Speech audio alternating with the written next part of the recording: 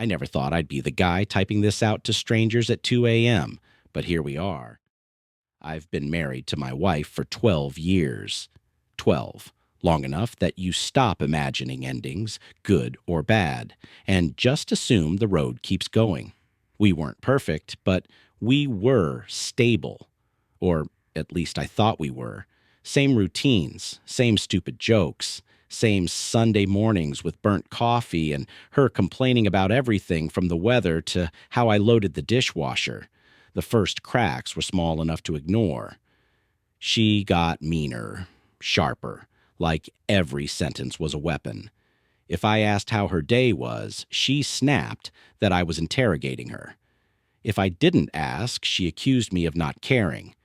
She started guarding her phone like it was a state secret. Screen always down, notifications off. When I joked about it, she rolled her eyes and said I was being paranoid. That word came up a lot. Paranoid. Then there were the schedule changes, late meetings that made no sense.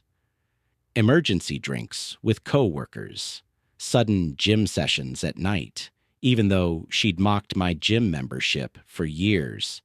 One night she came home wearing a perfume I'd never smelled before and told me I was imagining things when I asked about it. I wanted to believe her. God, I really did. Nothing explosive had happened yet. No screaming, no proof, no dramatic scene. Just this quiet, gnawing feeling that something was off, like living in a house where the walls had shifted an inch overnight. You can't point to it, but you feel it every time you walk through the door. The actual discovery wasn't cinematic. No catching her in bed, no mysterious lipstick on a collar. It was stupidly ordinary, which somehow made it worse. She asked me to grab her phone from the kitchen while she was in the shower because her mom was supposedly calling. The phone buzzed in my hand before I even unlocked it. A preview popped up. Not her mom, a man's name I didn't recognize. One line was enough to punch the air out of my chest. Last night was risky but worth it. Miss you already. I stood there frozen, water running in the bathroom, my heart pounding so loud I was sure she could hear it. I told myself there had to be an explanation, a joke, a coworker being inappropriate, anything. But my thumb betrayed me. I unlocked the phone. No password change. Funny how she trusted me just enough to be careless. The thread was a greatest hits album of betrayal, plans disguised as work trips, complaints about me, how I was boring or predictable, emotionally exhausting, or photos she never sent me anymore, messages where she reassured him she was basically single anyway. I remember sitting down on the kitchen floor because my legs stopped working. Suddenly, everything made sense. The late nights, the new lingerie she said was just for herself. The way she flinched when I touched her like she was already somewhere else. Then another message came in while I was still holding the phone. Tell him you're working late again. Like the universe wanted to twist the knife. When she stepped out of the shower, towel wrapped around her hair, she smiled and asked, "Who was it?" I looked at her and realized I didn't recognize the person standing in my kitchen anymore. I didn't yell. That surprised both of us. I just held up the phone and asked very calmly, "Who is he?" Her face changed instantly, like a mask slipping. First confusion, then annoyance, then pure offense. She crossed her arms and asked why I was going through her phone. Classic move. Deflect, reverse, attack. I told her she asked me to grab it and that the messages were right there. She laughed, actually laughed, and said I was being dramatic.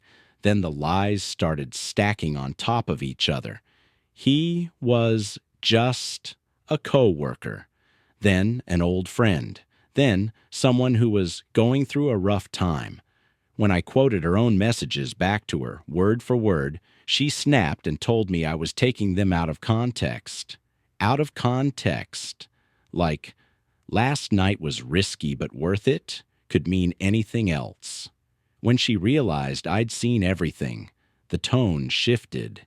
She got cold and mean, said I'd pushed her away, said I was emotionally unavailable, that I never really listened, that the marriage had been dead for years anyway. That one hurt because she never mentioned it until she was caught. Not once did she say she was sorry. Not once did she ask how I felt. It was all about how trapped she'd been, how lonely she was, how this just happened. At one point, she looked me dead in the eye and said, "If you hadn't snooped, we wouldn't be here right now." That's when something inside me cracked. I realized she wasn't panicking because she hurt me. She was panicking because she got caught. And standing there, listening to excuse after excuse, I felt something unexpected beneath the anger. Clarity. After the confrontation, the house went dead quiet. No slammed doors, no dramatic exit. She went to bed like it was a normal Tuesday night. I stayed on the couch, staring at the ceiling, replaying every moment of the last few years like it was evidence in a trial I somehow missed. Anger came first. Hot, shaking anger that made my hands tremble. I wanted to scream, break something, wake her up, and force her to actually look at what she'd done. That passed quicker than I expected.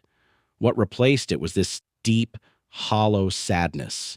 The kind that feels physical, like someone scooped something out of your chest and left a void behind. I cried, which I hadn't done in years, and that embarrassed me even though I was alone. I mourned things that suddenly felt fake. Our anniversary trips, inside jokes, the future plans we'd talked about like they were guaranteed. The worst part was the self-doubt. I kept asking myself how long I'd been this blind.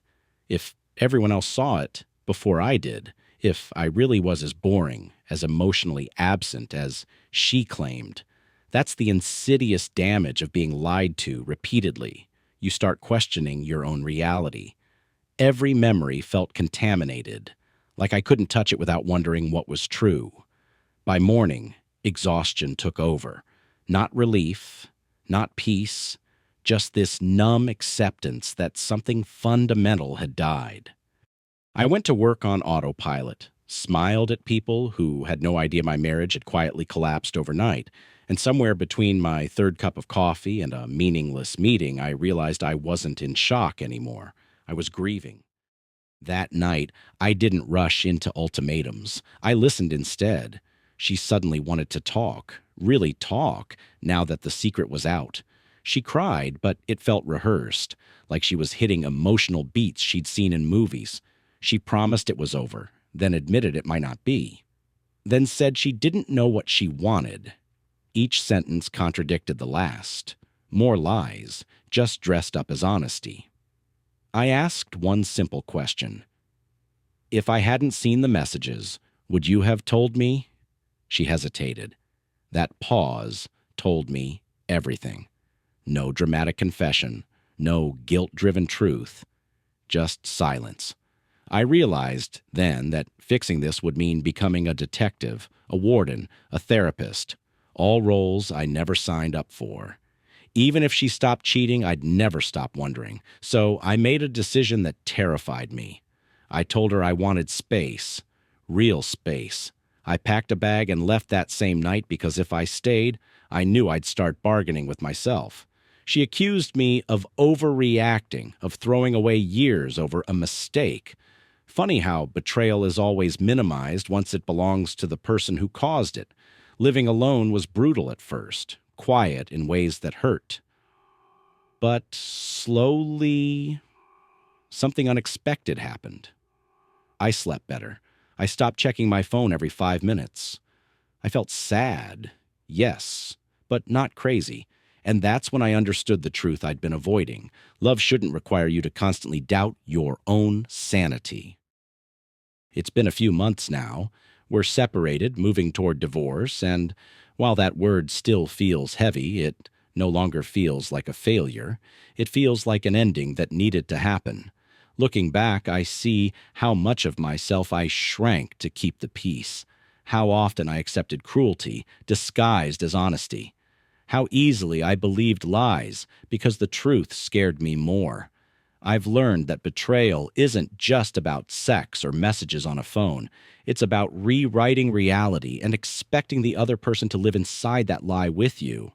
It's about blame shifting, minimizing, and watching someone protect themselves at the cost of your trust. And once trust is gone, love becomes a performance.